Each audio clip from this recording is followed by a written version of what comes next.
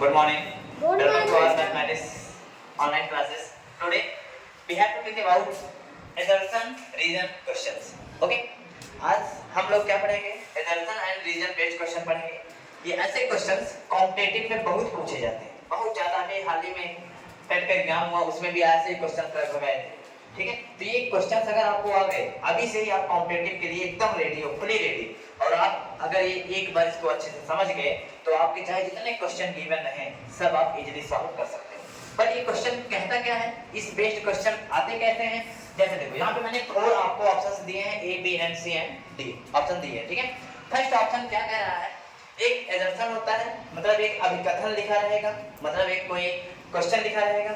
ठीक है? और उसका एक रीजन है जिसको ए एंड आर से डिनोट किया गया है. ठीक है? तो एजम्पशन एक कथन दिया रहेगा एंड एक रीजन है जिसका आप कारण बताना रहेगा क्या वो करेक्ट बोल रहा है या नहीं बोल रहा है. अब जो फर्स्ट ऑप्शन ए है ना वो क्या गिवन है, कह रहा है both assumption A and reason are are. True है? तो कह रहा है जो एजम्पशन जो आपका उसमें एजम्पशन गिवन है और जो रीजन गिवन है वो दोनों करेक्ट रहेंगे. मतलब जो क्वेश्चन और रीजन दिया रहेगा ना वो दोनों ऑप्शन एकदम करेक्ट रहेंगे. अभी क्वेश्चन समझाऊंगा तो आप अच्छे से समझ जाओगे. तो ये जो है कह रहा है कि assumption and reason are true, दोनों करेक्ट है, सही है. एंड रीजन आर जो उसमें रीजन दिया रहेगा वो कह रहा है कि is the correct explanation of assumption है, और जो आपका रीजन दिया है वो आर का करेक्ट एक्सप्लेनेशन कर रहा है. जैसे इसमें आपको दिया है एक क्वेश्चन देख लो, गिवन है इसमें example for any 3 whole numbers x y and z.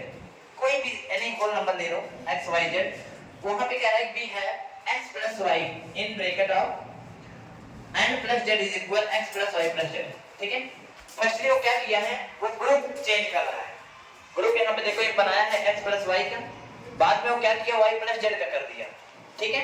But यहाँ पे आपका क्या है, ये जो नंबर ये जो आपका टॉपिक दिया है ये कह रहा है कि x plus y ये आपका इक्वल सेम दे रहा है.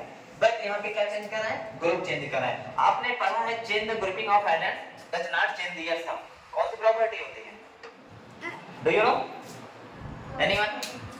Change the order of elements जिसमें एसोसिएटिव प्रॉपर्टी.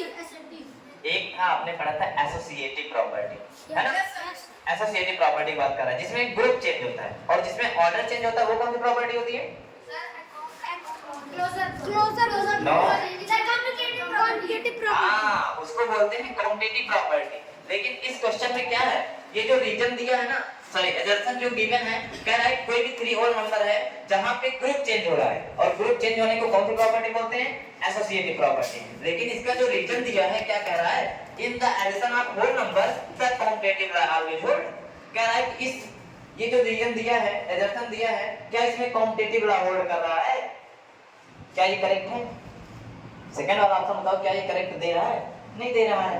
तो इसका मतलब ये जो फर्स्ट है ग्रुप चेंज कर रहा है ये तो करेक्ट है, लेकिन जो सेकंड दे रहा है कॉम्पिटिटिव लॉ ये इनकरेक्ट है. ठीक है? तो इसमें हम लोग क्या बताएंगे, पहला गिवन था both assumption and reason are true. क्या दोनों सही हैं? दोनों बिल्कुल सही नहीं है. इसमें सेकंड है both assumption A and reason are are. कह रहा है फिर से दोनों सही हैं बट रीजन आर जो है वो करेक्ट एक्सप्लेनेशन इसका नहीं दे रहा है. ठीक है? नेक्स्ट दिया है assumption A is true but reason R is false. ठीक है? तो इसमें आपको मैंने 4 ऑप्शन बताए थे. तो इसमें से फर्स्ट वाला होल्ड नहीं कर रहा है, सेकंड वाला भी नहीं होल्ड कर रहा है, लेकिन थर्ड देखो ये होल्ड कर रहा है.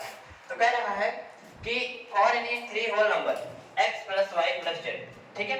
ये तीनों क्या है, ये आपका एसोसिएटिव प्रॉपर्टी ये होल्ड तो कर रहा है, लेकिन जो नीचे दिया है कॉम्पिटिटिव लॉ होल्ड हो रहा है, तो ये कॉम्पिटिटिव लॉ इसमें होल्ड नहीं हो रहा है. तो इसका आप लिखोगे assumption A is true, assumption A is true but reason R is false. ठीक है? तो कहना है in the addition of whole number the competitive law always hold. ठीक है? तो इसके अकॉर्डिंग इस क्वेश्चन के अकॉर्डिंग जो इसका रीजन दिया है वो इसमें होल्ड नहीं कर रहा है. ठीक है ना? तो ये हो गया इसका सॉल्यूशन. तो इसमें आप राइट कर दोगे बस सी वाला क्या, assumption A is true, A is true but R is false. ठीक है?